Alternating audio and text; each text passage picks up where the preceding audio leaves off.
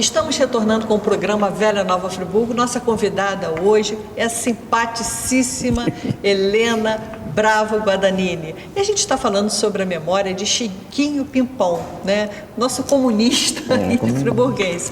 Dona Helena, me conta um pouquinho do contexto da época em que seu irmão era, assim, militante do Partido Comunista. Na época do Getúlio, o Getúlio dava fazenda para os pobres. Aí o Chiquinho empanhava aquelas fazendas, fazia caixão para aquelas pessoas que não podia pagar, que morria criança, né? Morria, fazia os caixão no quintal de mamãe, com aquele pano do Getúlio. Ele ajudava muitos pobres. Ah, a fazenda que a senhora diz é tecido. É fazenda de tecido. De caixão. Tecido. Caixão funerário. Fazia. Ele fazia aqueles caixãozinhos para aqueles pobres que não podiam comprar caixão. Aí ele fazia. Pois é, dona Helena, vamos tentar entender assim o Chiquinho Pimpão, né? Ele é uma pessoa de instrução primária e ele se tornou assim um militante do Partido Comunista. A senhora falou que não tem ideia de como isso surgiu assim, não, né? Não. Alguém que tenha influenciado ele na época, isso a senhora não se recorda. Acho que ele era dele mesmo, né? Então ele tinha, por exemplo, o comunismo para ele era essa coisa assim da... Ele era muito inteligente, Chiquinho. Da solidariedade, tudo que a senhora se refere a ele, por exemplo, a senhora falou que ele pegava o tecido, fazia caixão para os pobres. Para as crianças, né? Para as crianças, né? E ele também, a senhora falou que ele ia nas propriedades rurais, levar alimentos. Fala mais um pouquinho disso pra gente. Ele foi uma pessoa muito boa, Chiquinho. Bom filho, bom pai, bom irmão. Foi muito bom. A senhora acompanhou isso tudo, né? Acompanhei que era pequena ainda, né? Eu era pequena, né? Heleninha, aqui, o Lilico, quando era casado com a Otelina. Nossa prima. Otelina, nossa prima. Então, Janaína, o Lilico tinha uma ligação também com o Chiquinho, porque o tio Augusto, pai da Heleninha, era tio da mãe do Lilico, da esposa do Lilico. Não, do pai. Do pai, né? De Silvino. Do tio Silvino, não é isso? Então era uma família toda ligada e eles trabalhavam tanto. Todos eles eram extremamente trabalhadores. Quando você lê a história de Costinha, por exemplo, ele era um brilhante funcionário, tanto da fábrica de renda, como da fábrica Sinimbu, e como no Country Club também, onde ele foi, ele cuidou do gramado do Country Club, daquele espaço do Parque São Clemente. Então eram pessoas ligadas e interessadas em servir ao próximo. Quando a gente conta a história de isso para ele era o comunismo, né? Era o comunismo, era você servir, certo? Você ser, aí dentro de um espírito chamado de um socialismo, é que a gente vê isso, da gente servir o próximo. E aí, menos ideológico, né? E mais numa função social, né? Era o que se passa entre todos eles. E numa dessas de hoje, né, Ju? entrevistas feitas pela Dona Suzy foi uma socióloga que ela, quando esteve à frente da Secretaria de Cultura da Prefeitura de Friburgo, ela ouvia essas personalidades. E quando a gente vê os depoimentos de Chiquinho, de Costinha, de Lilico, todos eles, ao pregar o que eles faziam, eles pregavam que era ser solidário, ser amigo, servir, ajudar ao próximo, certo? Coisas que a gente precisa hoje, talvez, renovar para que nós estamos hoje um país com 62 milhões de desempregados, né? Precisando de apoio. E eles já, em outras décadas, lutando para que isso pudesse acontecer. Dona Helena, a senhora comentou o seguinte, ele, dentro dessa militância dele, havia, por outro lado, um aparelho repressor, que a gente sabe que aqui em Nova Friburgo era o Sanatório Naval, que fazia essa polícia política, né? Ou seja, de controle sobre os movimentos considerados de esquerda, comunista e tal. A senhora teve a casa de vocês muitas vezes violada pelos soldados, né, do Sanatório Naval. Eu não sei se era soldado, eu não sei. Eu sei dizer que à noite ia na casa de mamãe, para ver se Chiquinho estava em casa. Porque eles calculavam naturalmente. Eles iam à paisana? Aí eu não sei. Não se recorda? Era muito criança, né? Entendi. Era muito criança ainda. Tá, mas de qualquer forma iam procurá-lo. É. E ele se escondia onde? Ele se escondia no mato. No mato. Vocês moravam na 7 de setembro? Morava ali atrás da maçonaria. O Juca lembra daquelas casas ali atrás da maçonaria? Lógico. Aí ele corria para aquele mato novo lá da Vilagem. Foi até, acho que até para Minas, quem ajudou muito o Chiquinho foi os Pinheiros, Geraldo Pinheiro. Ela está lembrando ali, ligados ao Chiquinho, tinha um grande vereador que foi presidente da Câmara Municipal de Friburgo, chamado Geraldo Pinheiro. Esse Geraldo Pinheiro era uma pessoa de destaque na política de Friburgo. O seu irmão também, Ranulfo da Penha. E o Germano. E o Germano também. Ele levava ele lá para Minas, escondia ele.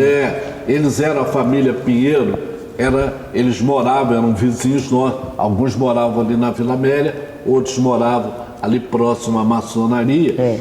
E foram muitos amigos. Então, sempre que havia qualquer problema com o Chiquinho, sempre eles procuravam dar aquele amparo para que ele não pudesse prejudicar, né?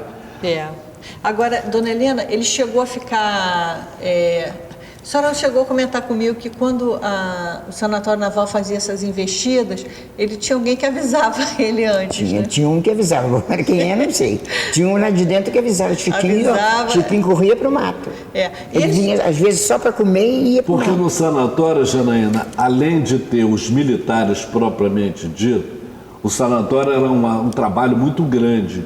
E tinha os civis que trabalhavam no sanatório, na qualidade de civis, e prestavam serviço, e todos eles eram de Friburgo, eram amigos, todos eles eram bastante conhecidos. E no sanatório, por exemplo, trabalhou também no sanatório de Friburgo uma figura muito importante na história do boxe de Friburgo, foi Geraldino dos Santos. E também, Janaína, no famoso Pantera Negra. Também trabalhou no sanatório? Pantera Negra, que era muito amigo de Chiquinho de Costinha. Pantera Negra foi campeão... Ele era negro mesmo. Então, Pantera Negra foi campeão brasileiro de boxe. Mas só para a gente não perder o foco, Juca, então ele tem essa... Ele fugia, a senhora falou, para o mato. Agora, ele chegou a ter períodos em que ele teve que ficar afastado. A senhora falou que ele vinha em casa, comia e voltava para o mato. Ele chegou era muito tempo que ele ficava escondido até a poeira baixar? Quanto tempo a senhora sabe dizer? Agora eu não lembro. Não lembra, não. Então ele teve um período em que ele teve que realmente ficar escondido. Ele parecia só para a mamãe ver. E às vezes dar comida a ele, né? Mas ele ficava lá pro mato, às vezes ficava até 5 meses sem nada. Ele sofreu muito, Chiquinho sofreu muito. Né? E mamãe também, né? Não podia trabalhar, né? Mamãe e papai também sofreram muito. E a gente também, né? Que era pequena, né? Via aquela coisa toda. Via essa situação toda. Como é que a senhora viu o comunismo naquela época, assim? Porque o que a senhora entendia dessa atividade dele? Eu entendia, né, o comunismo, que era uma coisa boa. Porque o que ele fazia era coisa boa. A senhora só via o seu irmão fazer coisas boas, fazia, caridade, Chiquinho só fazia caridade. Apanhava os meninos na rua, levava para casa para comer. Dar almoço. Não era, Terezinha? Levava, né? Já morava ali na rua General Osório. Parava aqueles moleques que andavam na rua, levava, botava tudo sentado lá, ia lá em cima, parava um prato de comida para que dava a cada um deles. Isso, muitos anos ele fez isso. Ele fazia essas ações, então você não tinha como ver assim como uma coisa... Eu achava bacana o comunista. Eu não entendia nada, como eu não entendo hoje, né? Mas eu achava bacana, porque ele só fazia caridade. Mas ele, e aí, no caso, ele com essas atividades dele, ele acabou sendo reconhecido como uma pessoa, né, que tinha alguma coisa a fazer pelo município e foi eleito vereador na década de 60 do século XX. Né? Quanto tempo, Ju, que ele ficou como vereador? Eu tenho para mim que ele ficou uns 2 ou 3 mandatos. Mas dentro dessa história. Como comunista. Mas dentro dessa história toda, Janaína, é que 30 Getúlio assume o poder.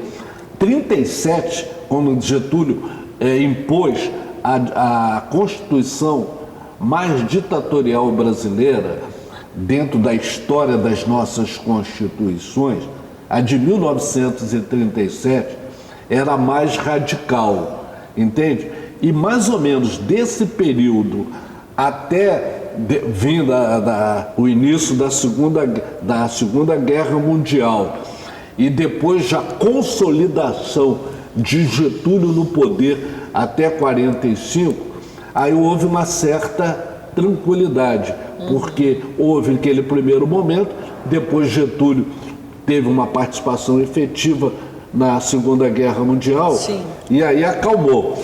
Passado o tempo, Getúlio sai e depois retorna. Aí então, já essa repressão que o Chiquinho sofreu mais, já é num segundo tempo, já na chamada época da Revolução de 64. Certo? Mas quantos mandatos você falou que ele... Eu tenho para mim que 2 ou 3 mandatos. E quanto tempo era na época, assim, o mandato de Também vereador? de 4 anos. 4 anos também, também. né? A participação dele... Lembrar, Ju, que eu acho que nessa época não era remunerado, não. Não era, lembrar não. para as pessoas Exatamente, que os vereadores não tinham muito bem, remuneração e nem assessores. Era um ato voluntário, né, das pessoas em querer doar um pouco do seu tempo para a administração municipal. Você lembrou muito bem. Não tinha remuneração e também não tinha esse grupo de assessores que um vereador hoje tem. Isso. Né?